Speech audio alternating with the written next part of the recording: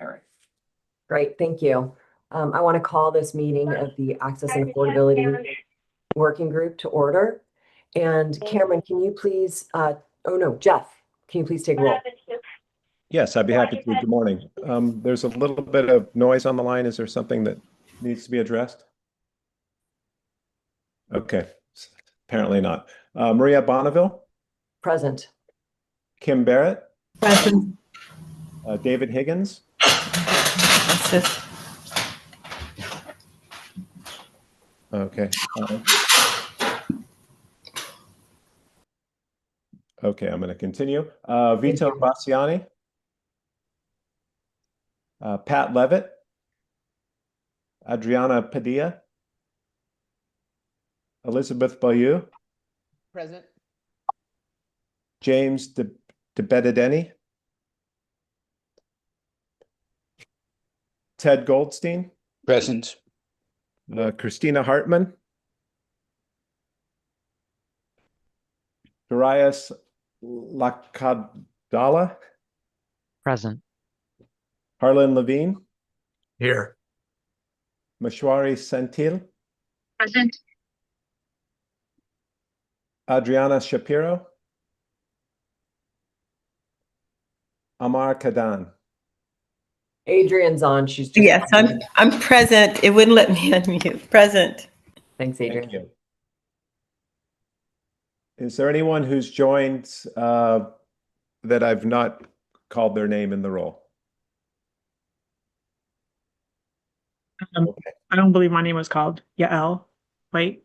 Yael, you're not part of the That's what I committee thought. yet, but Right. thank you. But we'll note That's that what I you're thought. here, and that's perfect. So thank you. Perfect. Okay. Thank you. Thank you, Yael. Thanks, Jeff. So we're going to start off. Raphael will be giving an overview of access plan requirements that are set forth in our own requirements. When a CIRM-funded program gets through to BLA, there's a requirement that an access plan be presented to our internal team. And he's going to go over, after working with some partners, what that means and what we will be asking of our partners moving forward. So go ahead, Raphael. Thank you. Thank you, Maria. Good morning, everyone, members of the board, members of the AAWG, members of the public, and colleagues. As Maria said, my name is Rafael Aguirre Sacasa, and I'm the General Counsel for CIRM. It's my pleasure today to walk you through CIRM's access plan requirements, an important component of our broader mandate to ensure equitable and affordable access to cell and gene therapies for all Californians. Before I begin, I want to take a quick pause to level set and draw a distinction between four related but separate efforts. First are the statutory access plan requirements, which we'll review momentarily. These statutory requirements legally obligate commercializing entities to submit access plans to CIRM for review and approval once their therapies are approved by the FDA. These statutory requirements are different from the access and affordability efforts led by CIRM's programs team, which require applicants to disclose their access and affordability strategies at the application stage, allowing CIRM to evaluate access planning throughout the award cycle via contractual milestones. Third are the Blue Ridge research, which we will discuss later in the presentation. This research identifies industry benchmarks for how companies might structure their own patient assistance programs. And last is CIRM's own patient support program, funded presently through a 2023 award to Eversana, which is designed to assist patients participating in certain funded clinical trials by providing navigation and support services. Now I'll move to the agenda. Thank you, Cameron. First, I'll provide you with some background on CIRM's statutory access plan requirements and how they flow from our intellectual property regulations. Next, I'll examine the specific access plan obligations that apply to commercializing entities. I'll then explain how these requirements dovetail with the accessibility and affordability initiatives developed earlier this year by the programs team. We'll also review insights from our consultants at Blue Ridge Life Sciences, who benchmarked patient assistance programs nationwide and provided us with a framework for evaluating access plans. Finally, we'll close with a discussion of next steps and open the floor to questions and feedback. Next slide. Thank you. All right. CIRM's access plan requirements stem directly from our IP regulations. These regulations require that any commercializing entity selling a drug developed with CIRM funds submit an access plan to CIRM that affords access to Californians who otherwise have no means to purchase the therapy. Specifically, drugs developed with CIRM funding must be made available in California at the benchmark price established by the California Discount Prescription Drug Program or any successor program. When we say no other means, we mean patients without prescription drug benefits and whose family income falls below 300% of the federal poverty level. Timing is also critical. Access plans must be submitted to CIRM within 10 business days of FDA approval. Extensions are possible, and I'll return to those shortly. Additionally, there is a waiver option. A commercializing entity may petition the ICOC for a waiver of the access plan requirement, which can only be granted after a public hearing. We'll talk about that as well. Once submitted, access plans are subject to CIRM approval following a public hearing. Next slide, sorry. That process includes a public comment period, which may include written or oral testimony. Here's how the timing works. Non-confidential portions of the access plan are posted online. There's a 7 business day public comment period. CIRM must then render a decision within 5 business days after the public comment period closes. Importantly, CIRM's approval cannot be unreasonably withheld and cannot require that access plans exceed industry standards at the time of commercialization. Extensions of up to 30 business days are available if the entity follows the proper process. Next slide, please. To summarize, an access plan must align with industry standards at the time of commercialization. It must reflect the resources of the entity. For example, larger, well-capitalized companies will be expected to do more than smaller biotech firms. Finally, the plan must be approved by CIRM following a public hearing process. As I noted earlier, companies can petition the ICOC for a waiver. Such petitions must also be submitted within 10 business days of FDA approval, unless an extension is granted. The ICOC may grant a waiver if after a public hearing, it determines that the absence of such a waiver would unreasonably hinder drug development and delivery, or if the waiver itself would provide equal or greater benefits to the state. Next slide, please. Confidentiality is also a major consideration. Both Propositions 71 and 14 expressly protect from disclosure any documents containing confidential intellectual property or work product. Commercializing entities may designate portions of their access plan as confidential and must explain why the information should be protected under applicable law. CIRM's legal team will review these confidentiality requests to ensure they fall within statutory protections, including the Public Records Act. Requests that don't comply may be withdrawn and resubmitted.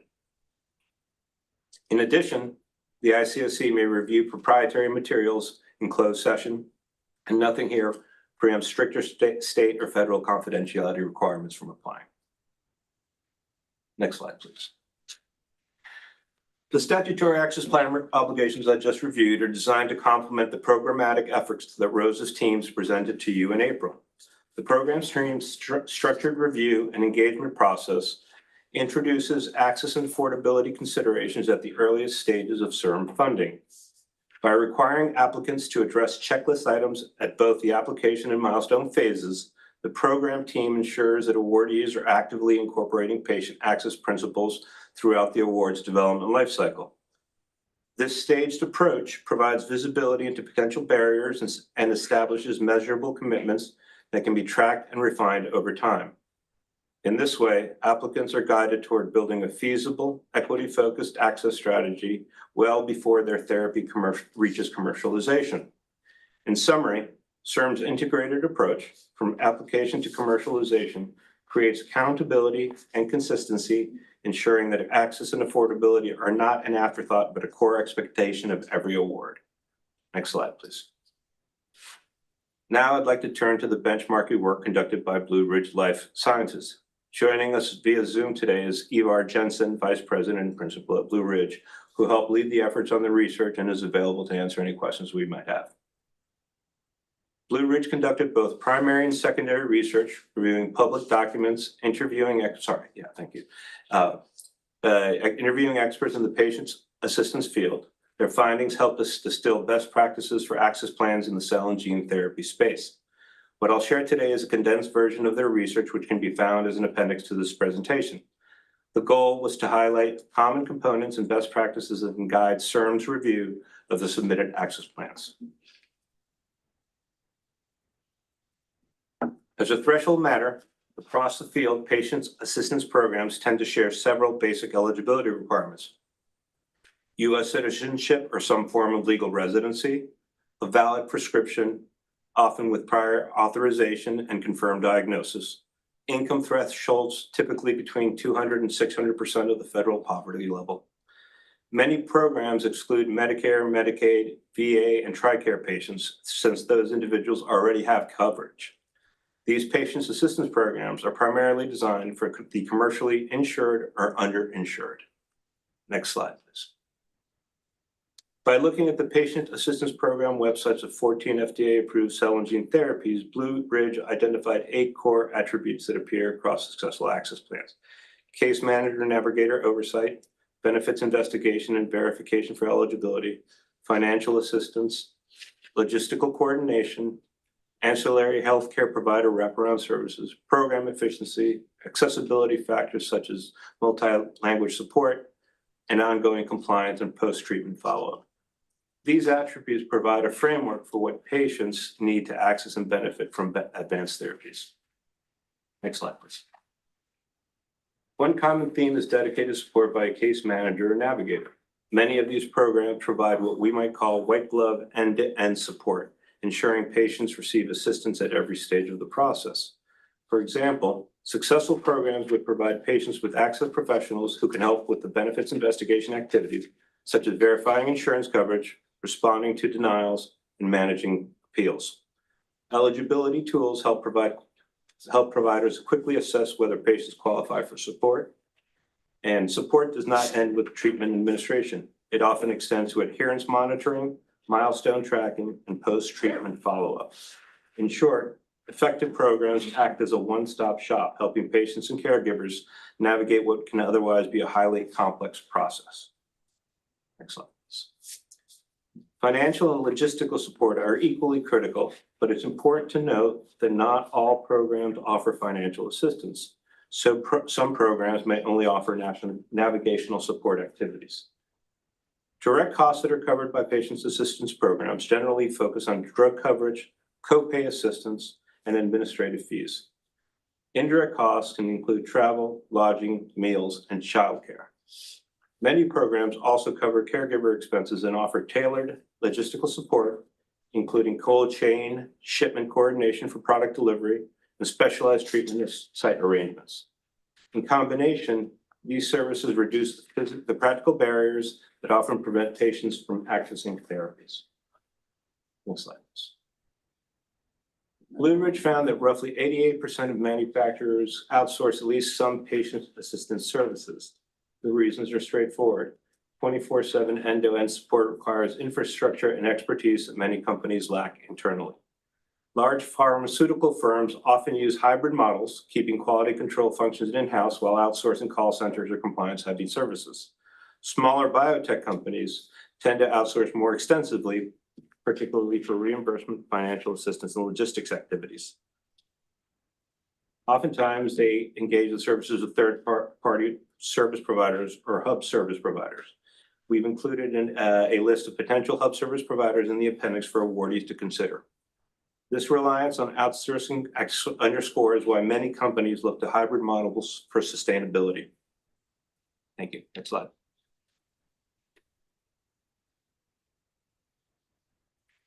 Despite these best practices, gaps remain. For example, what is the best administrative model? In-house, hybrid, or fully outsourced? How transparent should eligibility criteria be to patients? How do we balance comprehensive support with cost and scalability?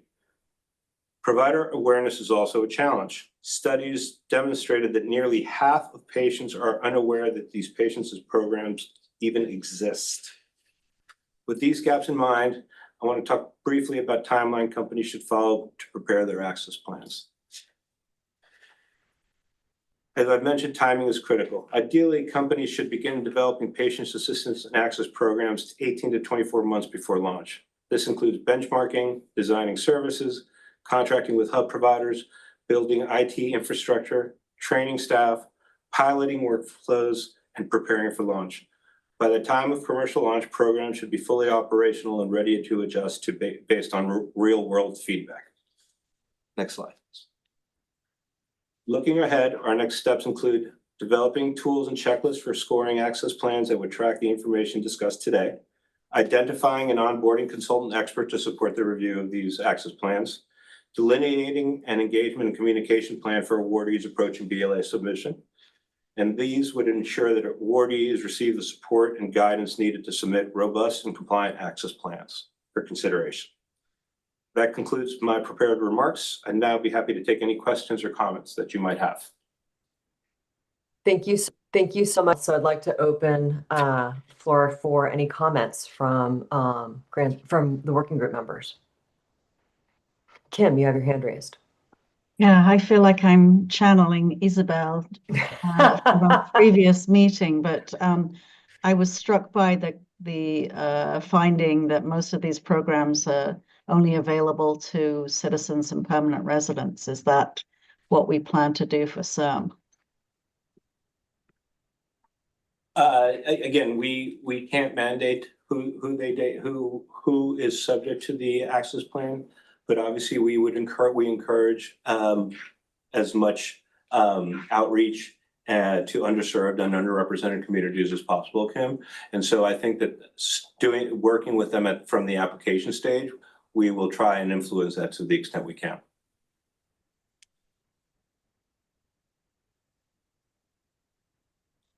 There was a part at the very beginning I didn't understand. Did you mention something about the pricing of the drugs and CIRM's relationship to what the pharmaceutical companies do, or did I misunderstand that?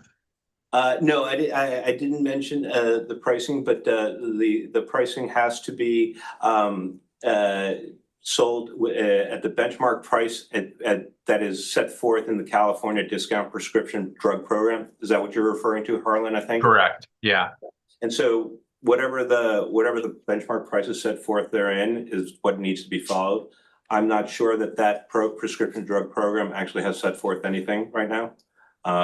So I think that's something that needs to be worked through moving forward. Right, but I wasn't aware that we had set any of those benchmarks yet, so 50. Okay, thank you. But if they are ever set, that's what we would have, that's what commercializing entities would have to follow. That makes sense. Scott, you have your hand raised. Would you like to comment? Sure, just to provide a little context to the question Harlan asked. This was developed a number of years ago when the state legislature passed the CDPDP. However, it was unfunded in the subsequent budget years. So technically this program is on the books, but awaits funding. So what we wanted to do was, just as a safety measure, just strap that requirement if it ever gets funded and the CDPDP moves forward, then we will want to take advantage of that program once it's up and running. Thank you, Scott.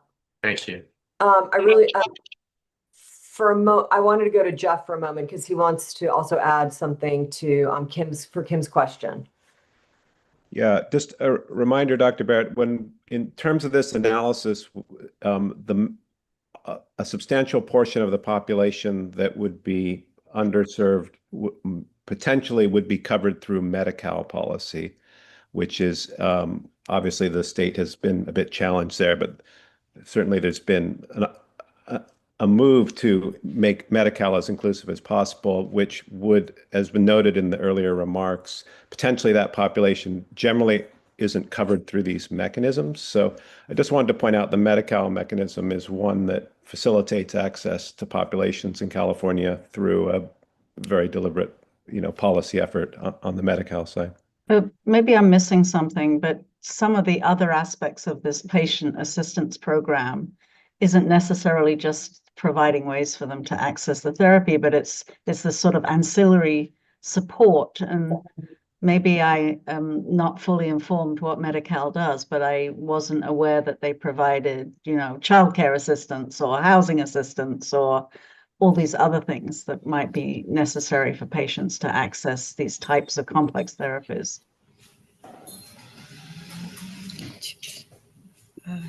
Thank you, Kim. I think that's something, Raphael, if you could perhaps dig into that a little more and come back later with some, once you've had a chance to look at that, that'd be great. Sure. Thank you. Ted? Hi.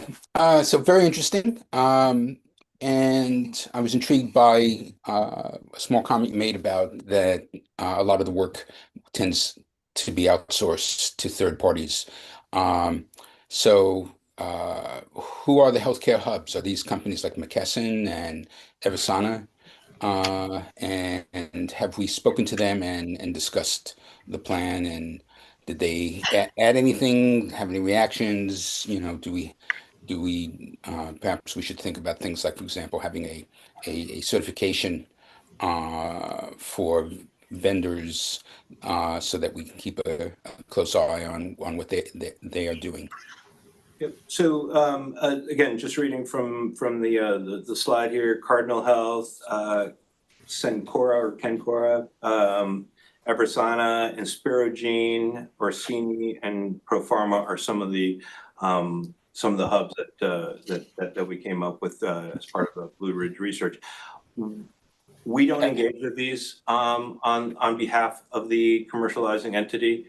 We can certainly point them in these directions, but it's up to them to engage with them contractually, Ted. So we can't influence them one way or the other. They may not want to use any of these. They may want to use someone else. Our goal here is to at least alert them that they are here and that they have these as resources and that they're well respected in the environment for providing these hub services. I just trying to see if what we are discussing fits within their model of business, because it's quite possible that what we want here is something very different. Ivar, So- sorry, Ivar, do you want to comment on that a little bit? Yeah, so there's not really a requirement per se that a company puts together a patient assistance program, but it's with these kinds of therapies, they're so complex and they require an enormous amount of coordination of care that what we have in this presentation is what does good look like, right? And then it's sort of a matter of what can the company afford to do, right? And what are they willing to include into their plan? So that's I'm not sure if you can necessarily drive that content, if you will. They're sort of bare minimums, but then in terms of being able to deliver care and afford access to patients that otherwise don't have the means,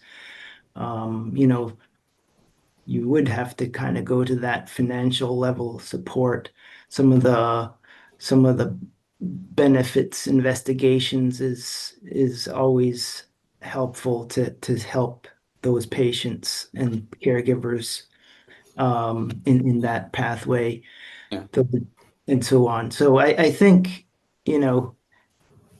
it's a strategic decision internally at the companies about how far and what do they want to include in their program.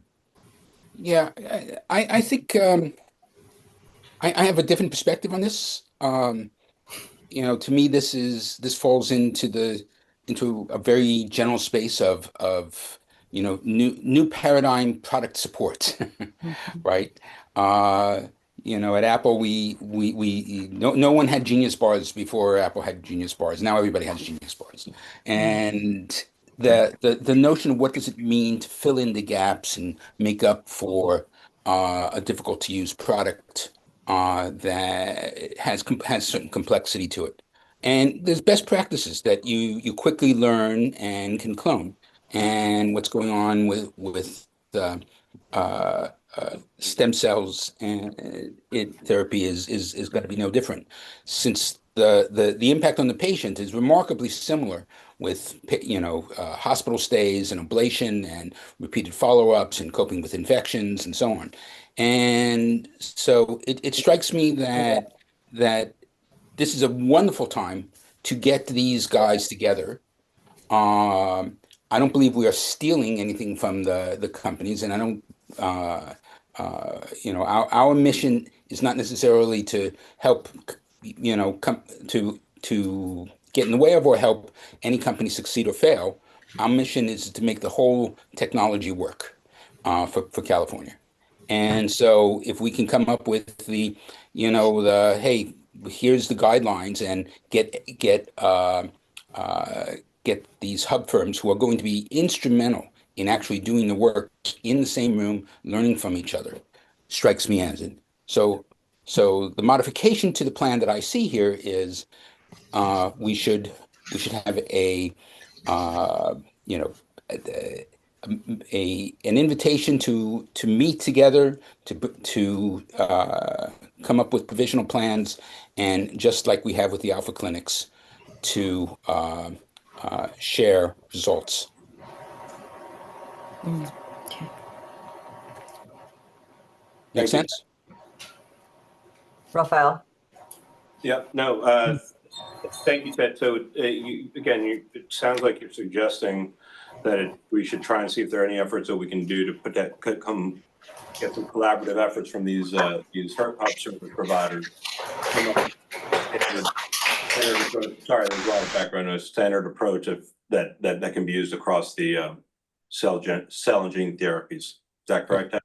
Yes, it really is going to be the technology can work great, but the follow-up care and continuity of care is going to be the place where everybody's learning, and where the failures are going to happen.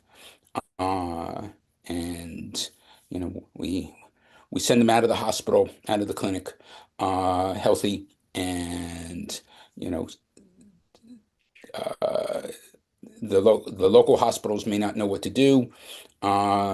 We can often perhaps turn something that in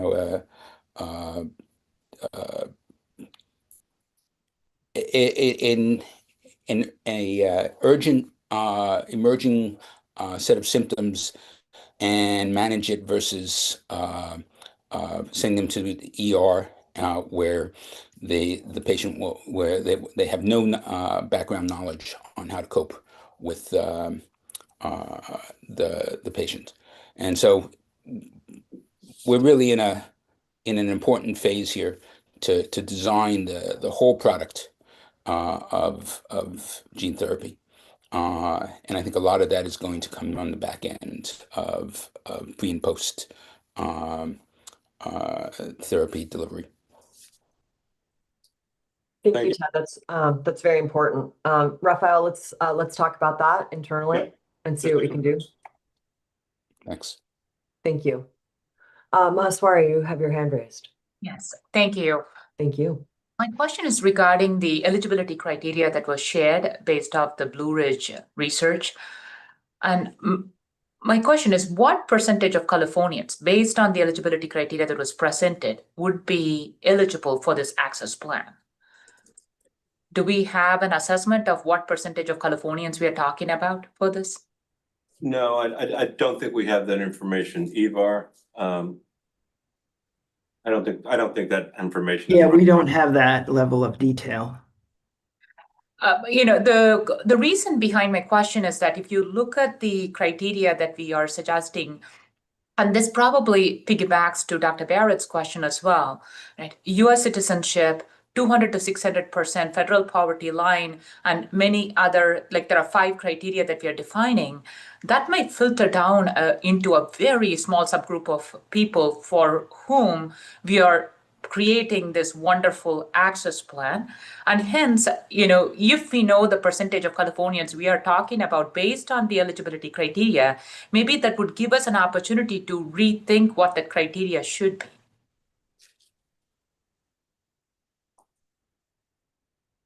Sorry, are you done? Yeah, no, I think you're right. The points you and Kim raise are obviously core to CIRM's mission here, providing therapies for all Californians.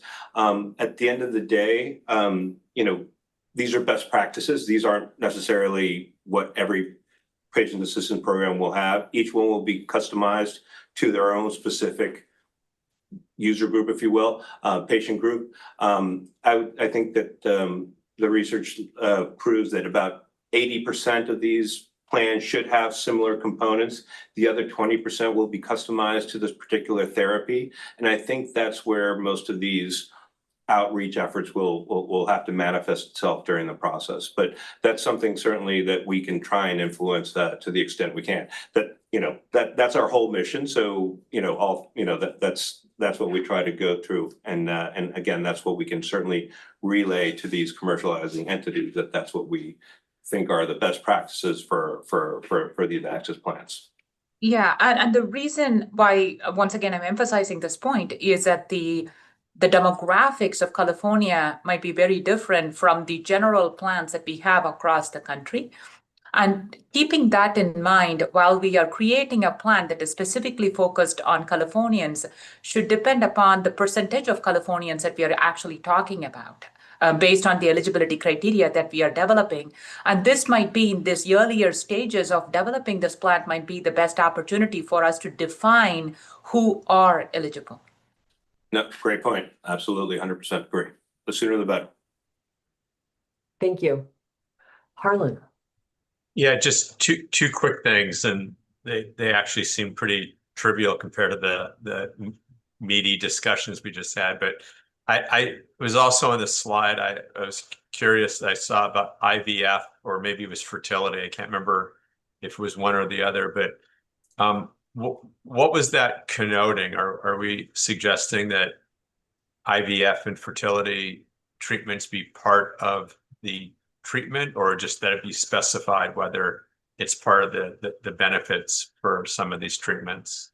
I think it's the latter. It's one of the benefits for these treatments. Ivar, I don't know if you have any additional. Yeah, that particular case was very specific to the therapy, right? That was for sickle cell disease, and that's the type of treatment. If the patient has a wish to become pregnant later on, then they would need to go through that process, right? So in other types of therapies, that might not be a requirement, right? So it's very contextual to the treatment that's under development. So off the top, yeah, I know, like with Vertex, Bluebird, the payers differ on whether or not they'll cover IVF and fertility. Some do neither, some do both, some do one, not the other. Fertility preservation, just for exactness. So I think we probably need to align with what Medi-Cal benefits are, or at least understand what Medi-Cal benefits are, which then gets me to the other comment, and I don't think we need to solve it here, but in terms of eligibility, I don't know if any of the changes that are happening at the federal level or I think Governor Newsom's been pretty resolute that we will continue to cover people just at different copays and rates. But I just want to make sure we stay in alignment with the reality of what federal and the state governments are doing in terms of Medi-Cal and exchange expansion eligibility. No, absolutely. We'll obviously track that, but again, we are California, and we are for California patients. So that is our focus, and we've got to keep an eye on that. Well, I mean the federal laws as it pertains to Medi-Cal. Like there's going to be a reshuffling of Medi-Cal once there's some clarity and negotiation with CHA. So we just have to figure out what this is going to look like. Absolutely. No, we're constantly monitoring it, and we, as you've probably heard, throughout, if you follow the CIRM, other CIRM working groups and board meetings, we're paying close attention to what's happening in Washington as it affects our awardees and it could potentially affect our patients. So. Thank you. Adrian.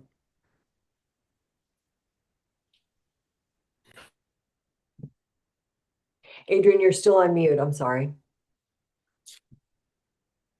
Get me. There you go. Yeah, okay.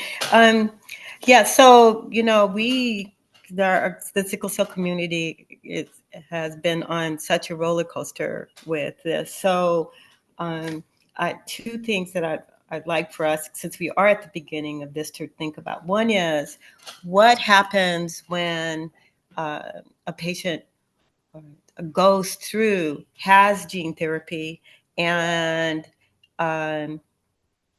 we're finding there's a percentage that then remains symptomatic after being cured.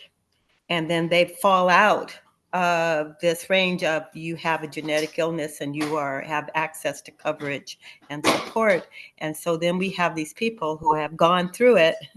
And I'm going to say, normally you can be symptomatic for maybe like a year, is our experience with pain and things like that. But then you lose your access to insurance because you have been cured. And I think we need to look at that. And the other is, when it comes to, if you're talking about the Medi-Cal requirements and things like that, is there any kind of opportunity for us to carve out, since all of this is so new, right? Is there any way that we can carve out or explore ways to give people who have that insurance, because 70% of the sickle community in the state of California has Medi-Cal. So they have Medi-Cal, G8 and GHPP, and if they're lucky, they have Medicare, Medi-Cal, right? Is there an opportunity for us to look at somehow working something out so that the people that are there and do not have access to the things which we know are important to them, right? Important to their recovery, their launch of their new life, disease-free. Is there something that we can do? Okay, we'll take a look at those. Thank you, Adrian. Liz. Yeah, just on the conversation around the population of what could become potentially uninsured population. It obviously won't, because they become uninsured, doesn't equate with them potentially not having a disease that falls into a cell and gene therapy required coverage. And so I don't know if there's opportunity to address anything at the state level that might, right? We didn't really contemplate the potential of going back into this uninsured population scenario, which we had a number of years ago before managed Medicaid came across the United States, right? And we've obviously limited the uninsured population, but they will come back to us. And California obviously has a significant amount of people that, if they were removed from the Medi-Cal rolls, likely will stay here, but will become that uninsured population. And unfortunately, what they will do is come to us with these conditions that require these services in an uninsured manner, generally right through the emergency department.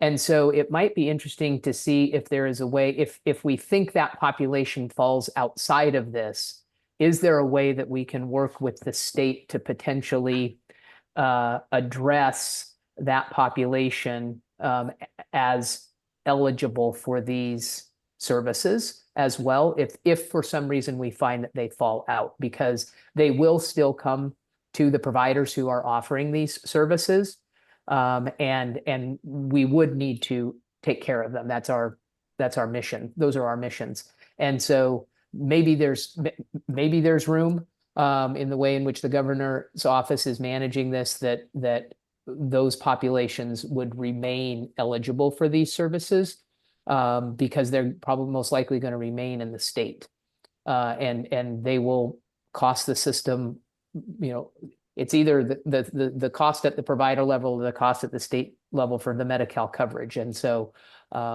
it might be interesting to be able to explore continuing to cover those people for this type of service. Thank you, Liz. Thank you. I just think it makes sense to remind everybody the standard for the regulation is that the standards that apply are for the industry are the things. Sorry, let me take a step back. The regulations that apply require that the access plan meet industry standards at the time of commercialization for the size and expertise of the company. So some of these may be able to be addressed by bigger pharmas and more well-resourced corporations. Smaller biotechs and less well-capitalized entities will probably have a harder time reaching these. So I just want to put that in context that, again, there's only so much we can require from of these access plans. Again, we think that these are best practices for components, and that if an entity wants to have a successful patient assistance programs, that they should consider all of these things, and we can certainly try and raise these issues so that they can best address them. But I just wanted to make sure that we level set on what the actual regulations require from an access plan that is submitted for review. That said, I do want to remind everyone, we do have other avenues within CIRM.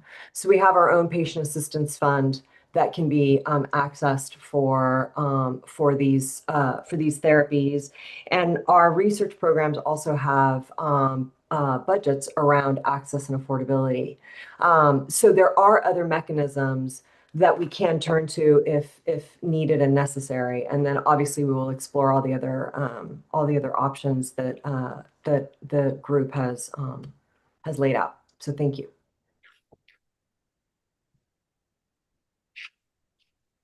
Are there any other comments?